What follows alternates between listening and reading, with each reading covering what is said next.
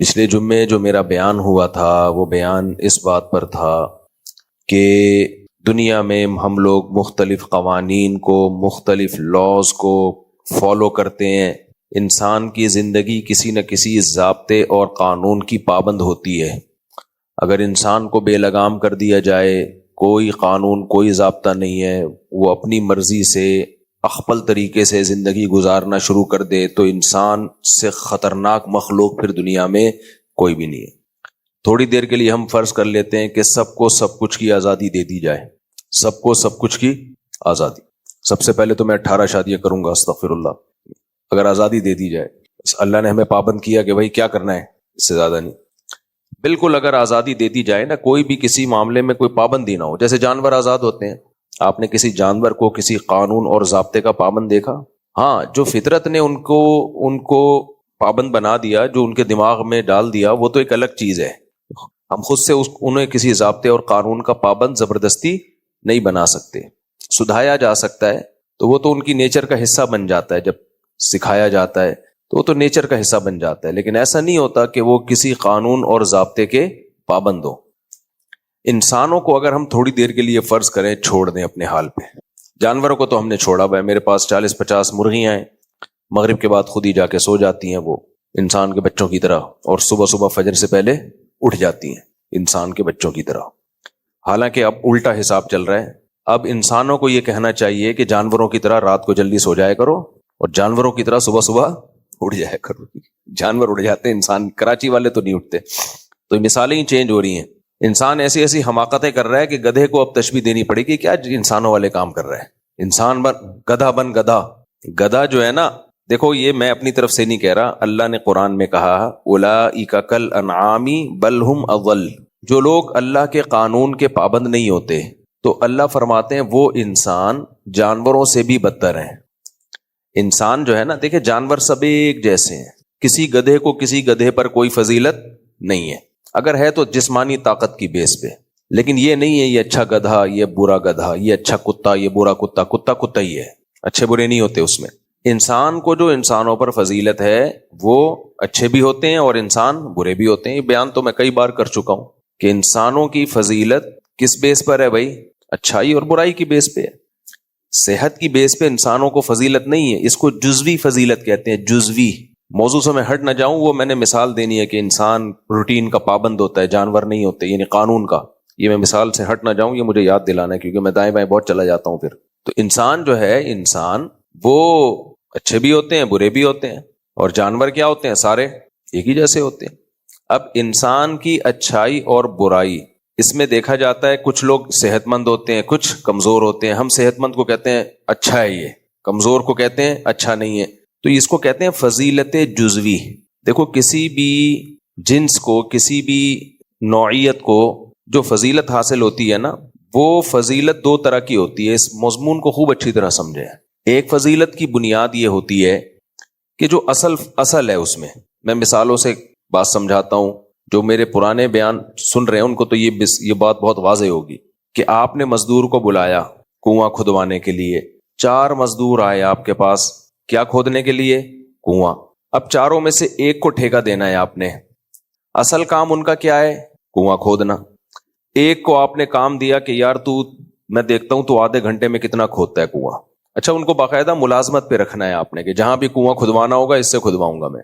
کام اس کے ذمہ یہ ہے.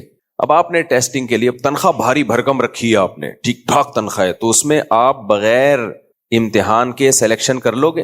ہے بھائی ایک بھاری بھرکم تنخواہوں پہ میں نے ایک بندہ رکھنا ہے جس کا کام بورنگ کرنا ہو، کنواں کھودنا ہو. تو پھر آئندہ جب بھی مجھے کوئی پروجیکٹ ملے گا کنواں کھودنے کا، کوئی ٹھیکہ ملے گا، تو میں نے اپنا یہ ملازم رکھنا ہے. تو 4 آدمیوں میں سے ایک کو آپ نے سیلیکٹ کرنا ہے. اب آیا ایک مزدور، آپ نے کہا یار ہم اسے آزماتے ہیں. کنواں کھدوایا، آدھے گھنٹے میں دیکھتا ہوں تو کتنا کھود کے دکھاتا ہے. آدھے گھنٹے میں بمشکل 1 انچ کھودا اس نے. لیکن ہے یہ بڑا ہینڈسم، اسمارٹ، خوبصورت. یہ مزدور کیا ہے؟ بڑا اٹریکٹیو، بڑا ہینڈسم. سائٹ پہ کر لیا آپ نے اس کو. دوسرے کے ذمہ لگایا کھود بھائی، اس نے بھی 1 انچ آدھے گھنٹے میں کنواں کھودا. یہ دوسرا کیا ہے؟ سادات میں سے ہے. یہ دوسرا کیا ہے؟ سادات میں سے. نسب پہ بڑی فضیلت ہے اس کو، قریشی، ہاشمی، سید. نسب میں کیا ہے؟ زبردست. तीसरा, उसने भी आधे घंटे में 1 इंच 1.5 इंच खोदा, उससे भी नहीं खुद पा रहा इतनी तेजी के साथ कुआं भाई। लेकिन उसमें वो क्या है जी, बहुत बड़ा कोई यूं समझे कि मशहूर आदमी है, इज्जत है सोसाइटी में, उसकी शोहरत बहुत है, पैसा बहुत है उसके पास, अरबपति है, वो कह रहा है मैं कम तनख्वाह पे भी गुजारा कर लूंगा।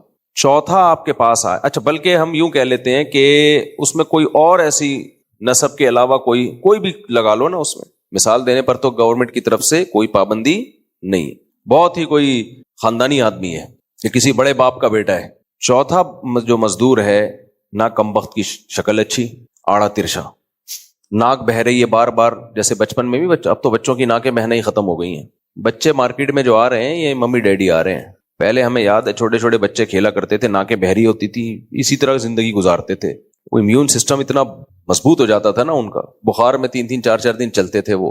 अब तो बच्चों को बुखार होता है तो एकदम ठीक हो जाता है भाई। खैर ये अलग टॉपिक है। कीचड़ में खेलते थे, उठा उठा के चपेड़े मारते थे, ये सारा क्या, उनका इम्यून सिस्टम क्या हो रहा है, पावरफुल हो रहा है, बड़े होकर फिर बीमार नहीं होते थे।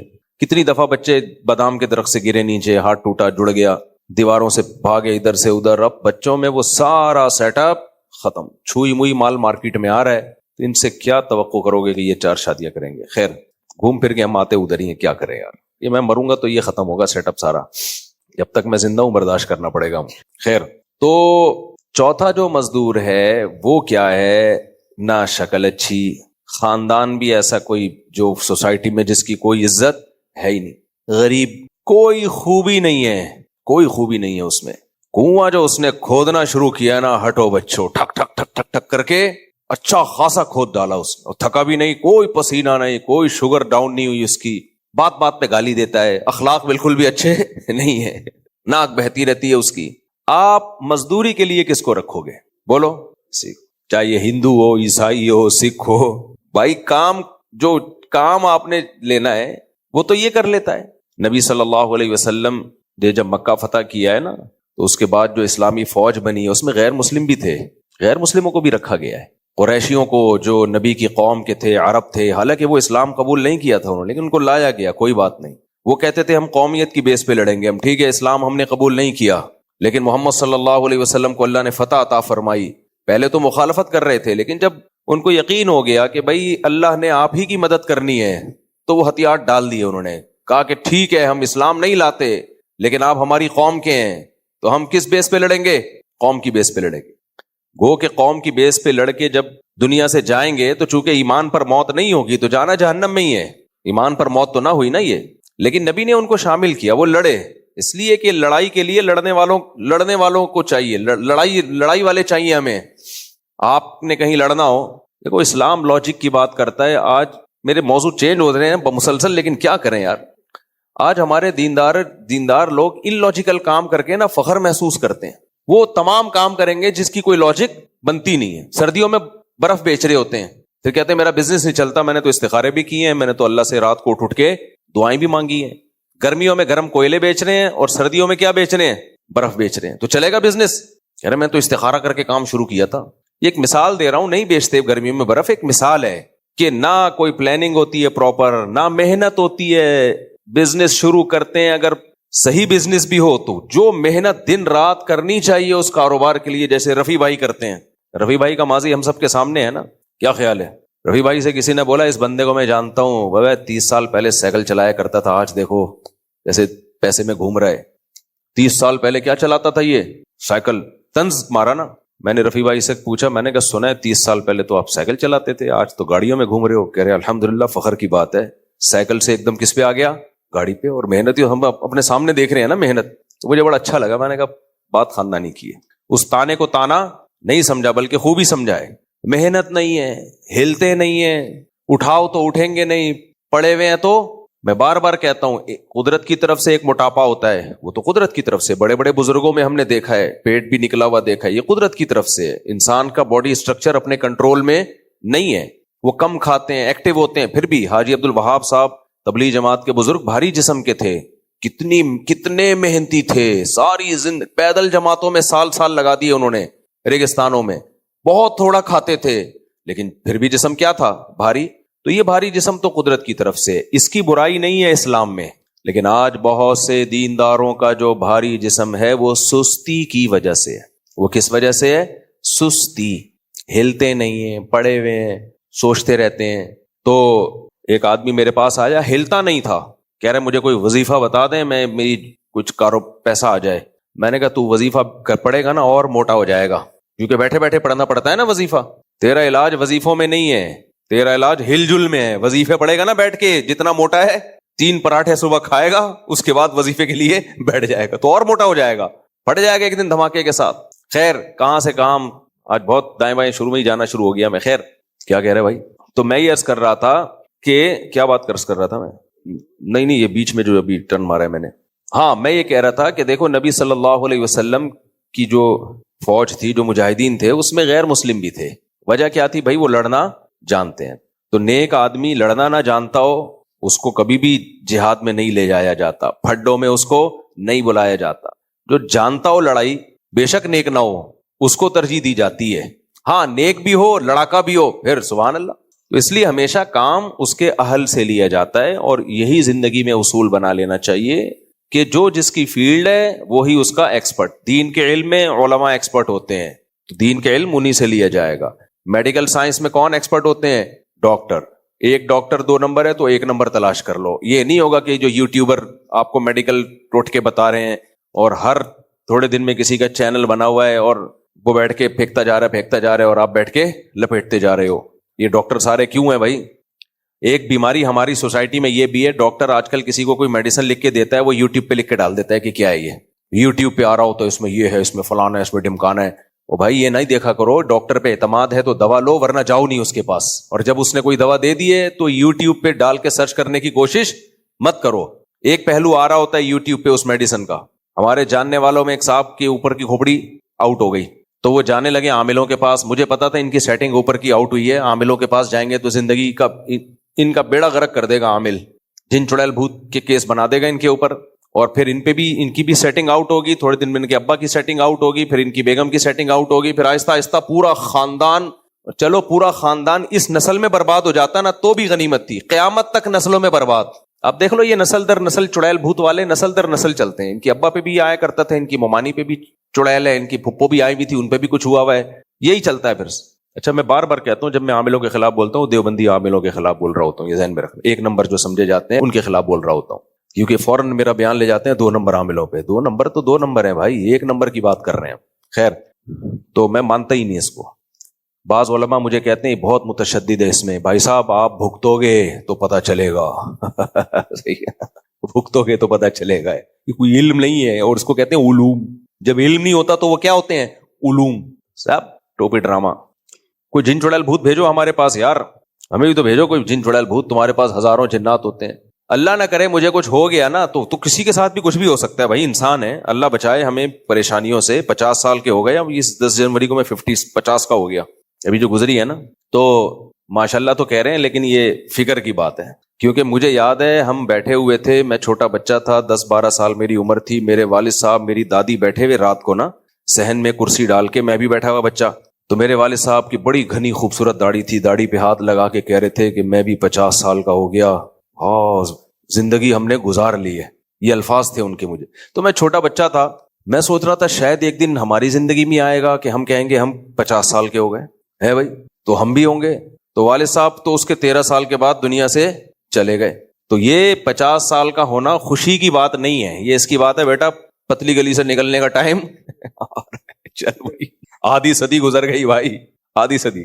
لیکن جو 50 سال کے نہیں ہوئے وہ خوش فہمی میں مبتلا نہ ہو, جو کہہ رہے چلو جی مفتی صاحب ہو گئے تو ان کے تو پتلی گلی سے نکلنے کا ٹائم آ گیا. ہمارا نہیں آیا.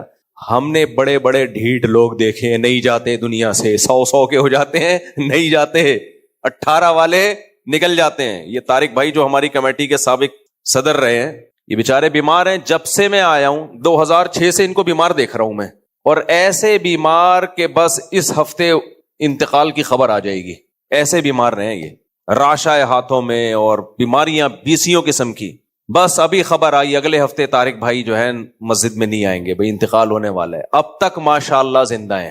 اور جو ان کو ترس کھا کے جاتے تھے نا طارق بھائی, پتہ نہیں اگلے ہفتے آپ سے ملاقات ہو یا نہ ہو, ان کا انتقال ہو گیا. مسجد نمازی پڑھنے آتے ہیں, بڑے پکے نمازی, اسی نے ان کو زندہ رکھا ہوا ہے. تو ان بیماریوں کی ٹینشن نہیں لی نا, کیونکہ نماز روزے میں دل لگا ہوا ہے. تو مجھے یاد ہے 2013 اور 14 میں نا کتنے جنازے میں پڑھا چکا تھا ان کے سامنے, جو ان کا کے جنازے کا انتظار کر رہے تھے اور خود مر گئے. تو میں نے ایک دن طارق بھائی سے کہا, بے تکلفی ہے, ان سے صدر تھے ہمارے, بے تکلفی تھی, میں نے کہا طارق بھائی بہت ڈھیٹ ہو. میں نے کہا انشاءاللہ آپ نہیں مرو گے, یہ سارے جو آپ پہ رو رو کے طرز کھا رہے ہیں نا یہ مریں گے. اور مر گئے بہت سارے, آدھے تو مر گئے میرا خیال ہے. اچھا اب میرا خیال یہ تھا بہت دنوں سے طارق بھائی نظر نہیں آ رہے نا, میں نے کہا یار کوئی خبر نہیں آئی, ایسا نہ ہو کہ ہمیں بتائے بغیر یہ سارا کام ہو گیا ہو. کل میں نے ایسے ہی فون کیا, فون اٹھایا, اور مفتی صاحب خیریت سے ہیں؟ میں نے کہا ماشاءاللہ. پھر میں نے کہا طارق بھائی بہت ڈھیٹ ہو, نہیں تو بھائی یہ کس کے ہاتھ میں ہے, اللہ گیا. تو اس لیے آپ زیادہ ٹینشن, آپ خوشی نہ منائیں. جو نوجوان بیٹھے ہوئے ہیں یہاں پہ, کوئی پتہ نہیں ہے بھائی, 100 والے بھی جیتے ہیں. میرے والد صاحب جب میری چھوٹی بہن کا رشتہ طے ہوا نا, تو میرے والد صاحب